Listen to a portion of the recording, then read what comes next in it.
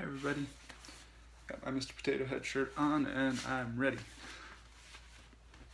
So it's Friday, I'm happy it's Friday, and let's see, this was my first week working from home. So that's been really cool. That's part of why I can do this now. Instead of taking my afternoon break and going and sitting in the corporate break room, I can take my break and sit and read you guys a story. So that's been really good. Let's see, girls are doing well. I'm working on final edits for Hubris Towers episode 7. Really sleepy because we still have a little baby. But yeah. Oh good, I just got notified that Facebook is telling you guys to come join me, so that'll be good. Anyway, yeah, so it's been a good week. Let's see, my drink today is ceremony coffee. It's Ethiopian, something that starts with a W. I forget. Sarah would know. It's actually a little more acidic than I like, but the smell is amazing. It's like you make this coffee and it smells like berries. So that's pretty cool. I remember one Ethiopian ceremony coffee we got was basically the best coffee that I've ever gotten. Like it tasted like berry jam, almost more than coffee. It was so good. So let's see, enough about that. Yeah, I'm gonna go ahead and get started on the story. So we're continuing to read from the Dream World Collective, story of 5 friends who quit their jobs to see if they can survive doing only what they love. And when we left off, let's see, Zen and Alex had just been kicked out of their apartment and Summer knows she's about to get fired, so that's no good. Summer wiped the table furiously, lost in thought. Alex's voice rang in her ears. They're going to fire you. What was she supposed to do with that? Talk to the boss? Wipe faster? Her jaw tightened in frustration, and then there was the way he'd looked at her, that long moment of fierce green eyes. She felt her cheeks growing warm. No, he couldn't. Could he? Shut up, she muttered under her breath. This wasn't the time. She brought her attention forcibly back to the present. So they were going to fire her. She looked around the store. An idea began to brew. Grabbing her stash of muffins and squash from under the counter, Summer sidled up to Mrs. Tepples, a plump, grandmotherly woman with a flowered dress and a cloud of soft white hair. Hi, Mrs. T, she greeted her friend with a sunny smile. Mrs. Tepples glanced up and her face brightened. Summer, what a pleasure to see you. I have a favor to ask. It may sound a little silly, but it would mean a lot to me. The old lady's eyebrows rose. What is it? Summer leaned down and spoke in soft, conspiratorial tones, her eyes darting to Mrs. Tepples' face. Mrs. T looked confused at first, then cocked her head uncertainly as Summer grew earnest. There was a long moment of decision, then, with a secret little smile, Mrs. Tepples gave a quick, tight nod and squeezed Summer's hand. Summer left her a few squashes and a muffin and moved to another of her friends, a skinny, geeky young man named Franklin. Free muffin, Frankie? He peered up at her through square, black-rimmed glasses. Right on. As he reached out for the muffin, she yanked it back. Wait, it's going to cost you. He hesitated. I thought you said it was free. Not money, moves. Are you in? Franklin eyed her suspiciously. I'm listening. Again, she leaned in, spoke in rapid, hushed tones. Franklin began to chuckle slyly. All that, and I get a muffin? I'm so there. Good. She passed him the muffin with a single, slow nod. Just wait for the opportune moment. She moved on to Jerry and Dano, an artsy, middle-aged couple who had been regulars from before she started working. She'd immediately fallen in love with their sarcasm and silliness and free spirits. Hey boys, ready for a brand new adventure? Honey, please, I'm taken, said Dano. And listen to this. And once again she muttered the plan, and wide smiles broke out on their faces. This'll be better than our Fred Astaire and Ginger Rogers routine at the Christmas talent show, cried Jerry. Just give us the signal. Thanks, guys. I knew I could count on you. She planted a peck on Dano's cheek and tossed them a couple muffins. She continued through the store, giving out muffins, squashes, furtive smiles, and murmured instructions to customers and coworkers alike. Every few moments she glanced back to make sure Steve was still in the back office, then giggled. He'd never know what hit him. Hi, Katie. Zen exchanged nervous glances with Sushi over the trunk they were lifting, wondering what was wrong with Alex. He was usually the stable, responsible one. Sushi met his eye and answered before he spoke. I've got this operation under control. Go see what's wrong with Alex. Zen put down his end of the trunk and ran after Alex. Behind him, Sushi belted out orders, whipping the band of helpful neighbors into shape. Zen caught up with Alex as he strode fiercely through the drizzle. You okay, man? Sure. Alex's smile was dark. Never better. Oh, hi, Is it Flavia or Flavia? I guess you can't tell me. But anyway, hi, Flavia. It was odd to see him like this. Alex was more of a worrier than Zen. Almost anyone would be, but the mood that dominated Alex's life was one of brisk competence. Zen had seen his roommate confident, calculating, sometimes relentless, but never sinister. It was as if something had snapped inside him.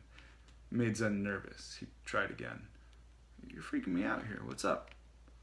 Alex ignored the question. Do you think everybody hits this point? Zen could tell it wasn't really a question and focused on keeping up with Alex's ferocious pace. Everyone's looking to be so comfortable, spat Alex. All these happy people with their happy jobs and their piles of cash. Is that all it is? Money? Flavia. Hi, Flavia. And good job figuring out how to tell me that in writing.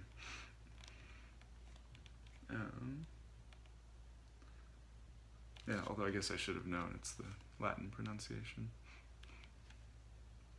Let's see. Zen raised his eyebrows, startled. The rain was growing heavier, and Zen started wishing he'd brought something. Alex turned to him abruptly. What are you going to do with your life? Zen shrugged. Right? You're lucky. You already know that, and you've got the skills to make it happen. Alex said this without bitterness or flattery, just a simple statement of fact. Why? What are you going to do? Zen asked. Once again, Alex ignored the question. We're the minority. Do you get that? There are people out there who can't even afford to think about this. Making a difference, doing what they love, nothing. There are whole countries out there grinding every day just to make ends meet. And even the people who do think about it get sucked in, stuck just making money. He snarled. Screw money. Zen grabbed him. What happened to you? I quit my job. I thought you were getting promoted. Yeah, exactly. Alex gave a bitter laugh. Middle management at Cafe Now, not exactly what I want to do when I grow up. So what do you want to do? Explore. Like National Geographic? Maybe on the way, but there's something bigger out there. We're not made for cubicles. We're not made for money. Zen hurried along, worrying. He was hardly one to jump to the practical, but we're here. Oh, we're here. Alex's voice cut into his thoughts. They passed down a short flight of sticky steps and under a very old but very sturdy sign bearing the image of a pig with a quirky and strangely compelling grin and the tickled pig in curly pink letters. The pub was warm, full of cozy, beery atmosphere that felt welcoming after the wet afternoon. A few patrons were scattered throughout the room, enjoying the pig's robust English lunch menu. Alex slid into an empty booth and ordered a whiskey. Zen ordered a rum and coke. Alex looked around, his mood warming. This is good, he said. You know what we're going to do? We're going to sit and have a drink and figure this thing out. Zen nodded. Also, we can sort out where we're going to live next. To new beginnings, Alex toasted. Cheers.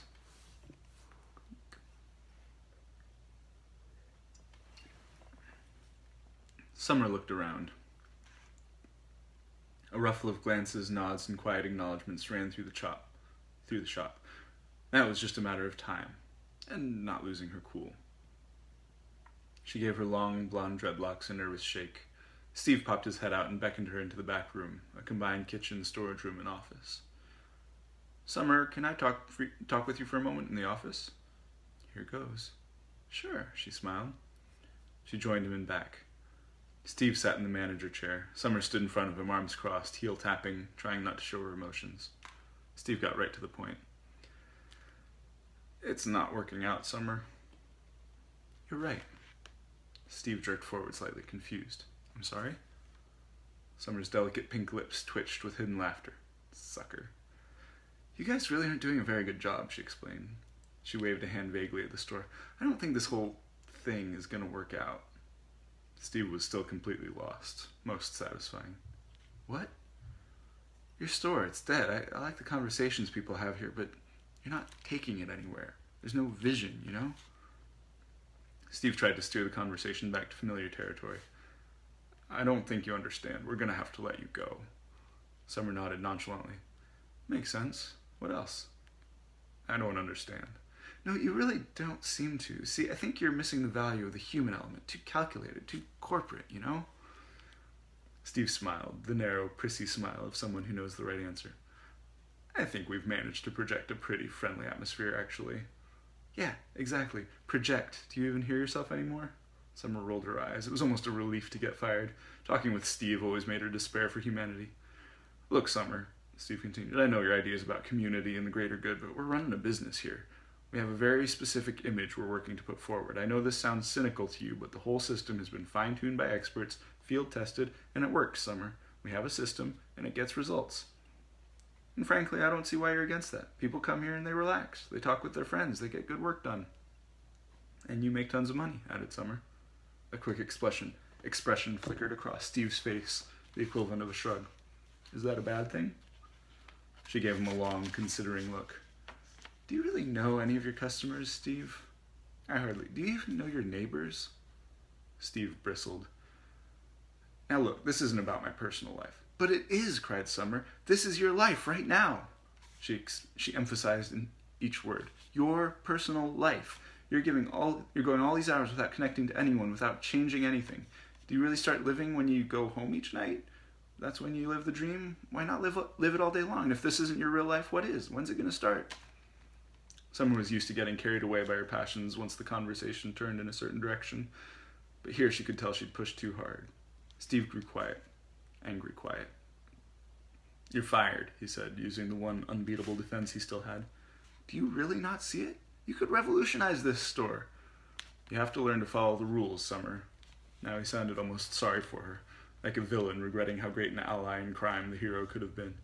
Why? So you can make a living and fulfill your responsibilities, Summer. Now it was Steve's turn to get carried away. All your ideals would be great if they made any real difference, but they don't. You're living in a dream world. Until you can learn that the system works, you are not going to have any effect on the world. That's just how it is. You're wrong, she shot back. All the system does is dry out your soul, make you think you're successful, and all you've got is a pile of damn money. You want to see results? Bottom line, the system versus the people? Watch this, she shouted out to the counter. Hit it, Jimmy! Suddenly the store's background music went silent.